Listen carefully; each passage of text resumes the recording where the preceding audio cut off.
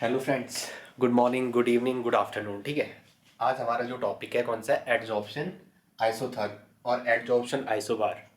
ठीक है, देखो यार, हमारे 4 वीडियो हो चुके हैं इससे पहले। ठीक है, इस सरफेस केमिस्ट्री के तो आप ना एक एक वीडियो ढंग से देखो, आपको अच्छे से समझ आएगा, इस बात की मेरी गारंटी है। ठीक है, मैं बिल्कुल ईजी वे में आपको समझाने की कोशिश कर रहा हूँ। ठीक है, आज हमारा टॉपिक है एडजॉर्प्शन आइसोथर्म और एडजॉर्प्शन आइसोबार। सरफेस केमिस्ट्री का टॉपिक है। ठीक है, हमारा ये क्या चल रहा है? Surface chemistry. क्या चल रहा है? सरफेस केमिस्ट्री का टॉपिक। ठीक है, सरफेस केमिस्ट्री। देखो क्या है हमारे पास है एडजॉर्प्शन आइसोथर्म और एडजॉर्प्शन आइसोबार। जब भी आपको कहीं पे एडजॉर्प्शन आइसोथर्म या एडजॉर्प्शन आइसोबार लिखा हुआ मिले तो समझ, तो आपको इतना दिमाग में बैठ जाए जो यहाँ पे ये बार लिखा हुआ है, तो बार is the unit of pressure. Bar is the unit of pressure. और यहाँ पे आइसोथर्म लिखा हुआ, थर्म का मतलब क्या है? टेम्परेचर। ये दो चीजें आपके दिमाग में बैठनी चाहिए। थर्म का मतलब टेम्परेचर। ये पूछा एब्जॉर्प्शन आइसोथर्म, ये पूछा एडजॉर्प्शन आइसोबार। जब भी एडजॉर्प्शन आइसोथर्म की बात करेगा तो यहाँ टेम्परेचर कांस्टेंट बोलना आपने, टी इज द कांस्टेंट। और यहाँ बार में आपने क्या कहना है? Pressure constant. तो ये मैं कह रहा हूँ एडजॉर्प्शन आइसोथर्म अगर आपके पेपर में 2 मार्क्स को लिखने को आ गए तो आप क्या कहोगे? ए प्लॉट ऑफ, क्या कहोगे? a plot of extent of adsorption, extent of adsorption, a plot of extent of adsorption versus pressure, a plot of extent of adsorption versus pressure, क्योंकि वहां पे क्या क्या है? टेम्परेचर को कांस्टेंट का है। a plot of extent of adsorption versus pressure at क्या? Constant, eight constant temperature. At constant temperature. ठीक है, at constant temperature is called adsorption isotherm. Is called adsorption isotherm. उसे क्या कहते हैं? Adsorption isotherm. दूसरा आपको क्या है? Adsorption isobar. देखो बेटा, extent of adsorption, extent of adsorption मैंने थीटा माना। ठीक है, एक एक्सिस पे थीटा है वर्सेस प्रेशर, इस एक्सिस पे क्या है? प्रेशर। तो इसका जो ग्राफ आएगा आपको कुछ ऐसा मिलेगा, ऐसा। ठीक है, ये बाद में बात करते हैं। यहाँ ये स्ट्रेट लाइन है, यहाँ पे जाने फ्री हो रहा है और यहाँ फिर सीधा हो रहा है।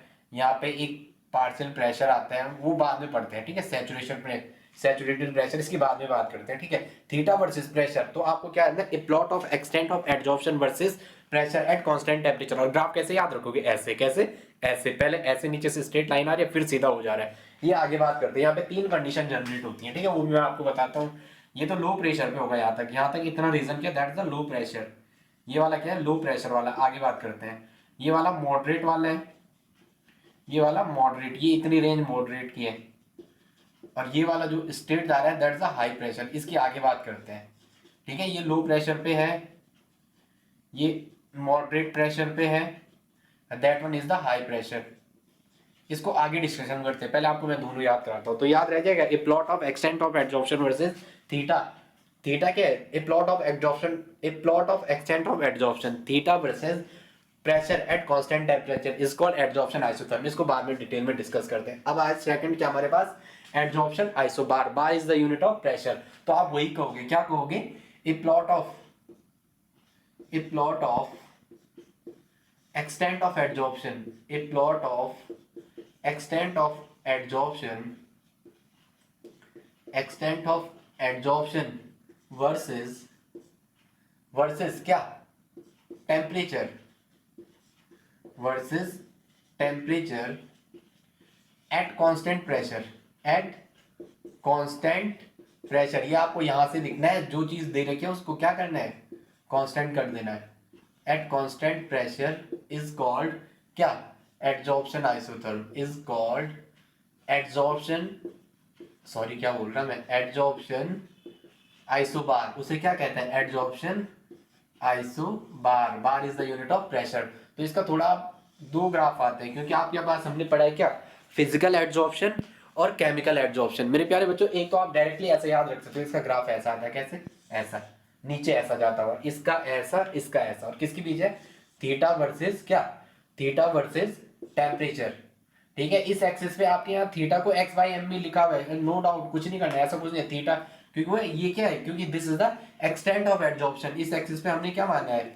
Extent of adsorption, extent of adsorption हमने इस वाले एक्सिस में माना है। यहाँ क्या मैंने टेम्परेचर, और यहाँ पे क्या बोला मैंने, यहाँ पे क्या है P कांस्टेंट, यहाँ क्या है P कांस्टेंट, और यहाँ क्या था इस वाले ग्राफ में T कांस्टेंट, T क्या था कांस्टेंट था।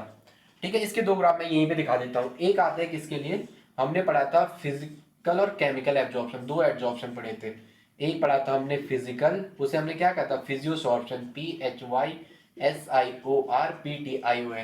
और दूसरे को क्या कहता है कीमोसॉर्प्शन। आप थोड़ा इसे बनाओ, मैं इसे मिटा देता हूँ। ठीक है, इसके मैं दोनों ग्राफ दिखाता हूँ जरा।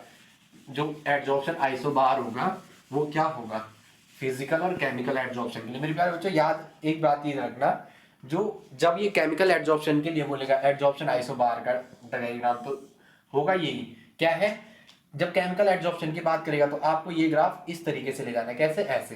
ठीक है, यहाँ क्या है theta extent of adsorption, this is the extent of adsorption, और यहाँ क्या था टेम्परेचर। एक तो ऐसा आएगा और दूसरा कैसा आएगा, आपको ऐसा या ऐसा भी दिया हो सकता है, कुछ बुक में इसको ऐसा भी दिया हो सकता है, दोनों बराबर है। ठीक है, सेम ही है, ऐसा या ऐसा, चलो ठीक है। और ये तो है, दिस इज फॉर किसका, प्रेशर P कांस्टेंट, P क्या है कांस्टेंट, ये किसके लिए केमिकल एब्जॉर्प्शन के लिए, ये किसके लिए है केमिकल आइसोबार, केमिकल एड्जॉर्प्शन के लिए, केमिकल एड्जॉर्प्शन के लिए एड्जॉर्प्शन आइसोबार का डायग्राम किसका, एड्जॉर्प्शन आइसोबार का डायग्राम किसका, एड्जॉर्प्शन आइसोबार का डायग्राम ये आएगा। दूसरा क्या है बच्चों, दूसरा मेरे पास क्या है, दूसरा क्या है फिजिकल एब्जॉर्प्शन, दूसरा क्या है फिजिकल एब्जॉर्प्शन। दो डायग्राम आएंगे भी इसके लिए एड्जॉर्प्शन आइसोबार के लिए।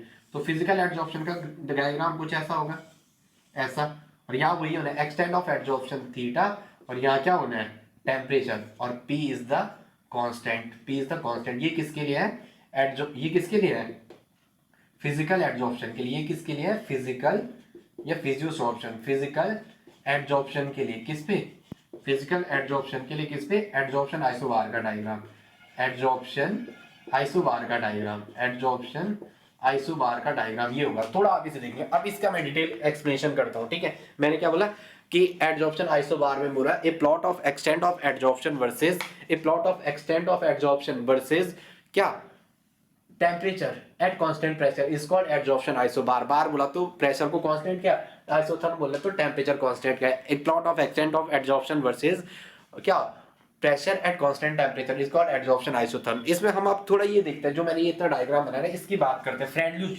सब फर्स्ट साइंटिस्ट इज द फ्रेंडल्यूच, इसकी बात करते हैं, फ्रेंडल्यूच ने क्या कंट्रीब्यूशन था इसकी बात देखते हैं, देखेंगे फ्रेंडल्यूच ने क्या काम किया था। देखो मेरे प्यारे बच्चों, जो फ्रेंडलिस्ट था उसने सबसे पहले एड्जॉर्प्शन आइसोबार का स्टडी किया था। आपके यहाँ थीटा को x/m लिखा हुआ है, आपको कोई डाउट नहीं करना है। ठीक है मेरे प्यारे बच्चों, इसे तीन केस में स्टडी किया था एड्जॉर्प्शन आइसोथर्म को। जो फ्रेंडलिस्ट थे, जो फ्रेंडलिस्ट थे, कौन से फ्रेंडलिस्ट,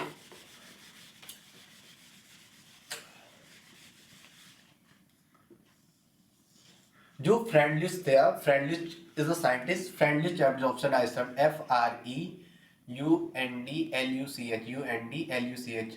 जो फ्रेंडलिस्ट था, फ्रेंडलिस्ट ने क्या किया था, थोड़ी स्पेलिंग देख लेना गलत हो सकती है भाई। फ्रेंडलिस्ट एड्जॉर्प्शन आइसोथर्म, इसने क्या किया था एड्जॉर्प्शन आइसोथर्म मेरे प्यारे बच्चों इसे तीन केस में स्टडी किया था। कितने केस में, इसने अब तीन केसेस में स्टडी किया था। किस पे, तीन केसेस पे। एक तो इसने किया था किस पे, फर्स्ट जो था पहला लो प्रेशर पे, पहला किसका लो प्रेशर पे, लो प्रेशर पे इसने एड्जॉर्प्शन आइसोथर्म को स्टडी किया था। लो प्रेशर मेरे प्यारे बच्चों, लो प्रेशर पे जो था, जो थीटा था वो डायरेक्टली प्रोपोर्शनल था किसके, प्रेशर के। और जब थीटा आप ये प्रोपोर्शनली कांस्टेंट आए तो ये क्या था Kp।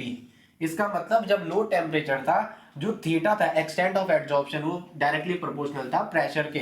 तो और ये क्या है, ये एक स्ट्रेट लाइन आया था, बिकॉज ये क्या डायरेक्टली प्रोपोर्शनल है प्रेशर के, P⁻1 के। ठीक है, जैसे ये थोड़ा आगे गया, ठीक है, किस पे गया, मॉडरेटेड पे गया, तो मेरे प्यारे बच्चों मॉडरेट लेवल पे जो होगा, मॉडरेट प्रेशर पे, यहां पे क्या होगा, जो ये थीटा होगा वो होगा प्रेशर की पावर 1/n। ठीक है, ठीक है, तो इसका मतलब जो थीटा डिपेंड कर रहा है वो किस पे कर रहा है, प्रेशर किस पे, प्रेशर पे डिपेंड कर रहा है। एक्सटेंट ऑफ एडजॉर्प्शन जो है वो प्रेशर पे डिपेंड कर रहा है। याद रखना इसकी वैल्यू किसकी, 0.5 से 1 के बीच, 0.5 से 1 के बीच इस रेंज में लाई करता है। तो जहां पे n क्या है, यहाँ पे मेरे प्यारे बच्चों ये n जो है ये एक होल नंबर है, ये क्या, n is the whole number, ठीक है। और ये n डिपेंड करता है, पेपर में पूछेगा ये किस पे डिपेंड करता है, दोनों पे, एडजॉर्बेंट और एडजॉर्बेट पे। इट्स डिपेंड, n किस पे डिपेंड करेगा, n का जो डिपेंडेंसी होती है वो किस पे होती है, n जो डिपेंड करता है वो एडजॉर्बेट पे भी डिपेंड करता है और एडजॉर्बेंट पे भी, और एडजॉर्बेंट पे भी। मेरे प्यारे बच्चों यहाँ पे मैंने पीएस लिखा हुआ है, सैचुरेटेड प्रेशर। ये पीएस लिखने का मतलब क्या है, this is the saturated pressure, this is the saturated pressure,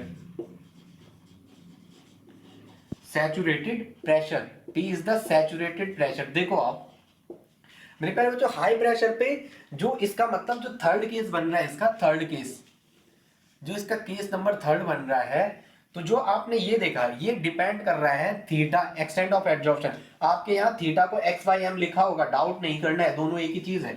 जो थीटा है एक्सटेंट ऑफ एडजॉर्प्शन, वो डायरेक्टली वो डिपेंड करेगा प्रेशर की पावर, प्रेशर की पावर जीरो, ठीक है। प्रेशर की पावर जीरो होता है 1 और theta directly proportional to K, P to the power मतलब 1 इट इज, क्योंकि यहाँ पे P to the power zero का मतलब क्या होता है 1, थीटा इंटू 1 बराबर theta into P 1 equal to 1, theta equal to K into 1, ये प्रोपोर्शनली कांस्टेंट है, के आया, के इंटू 1 बराबर 1, तो थीटा इक्वल टू के।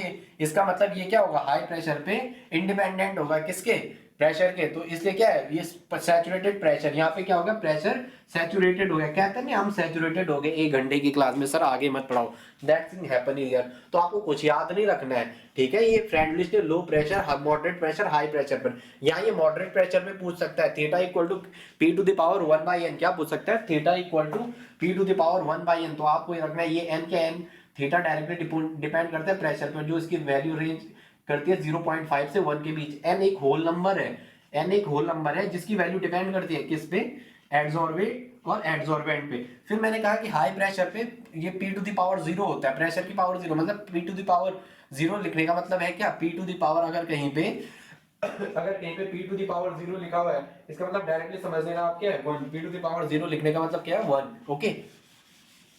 ये इतना कर लेना आप भाई, ओके। Thanks for watching.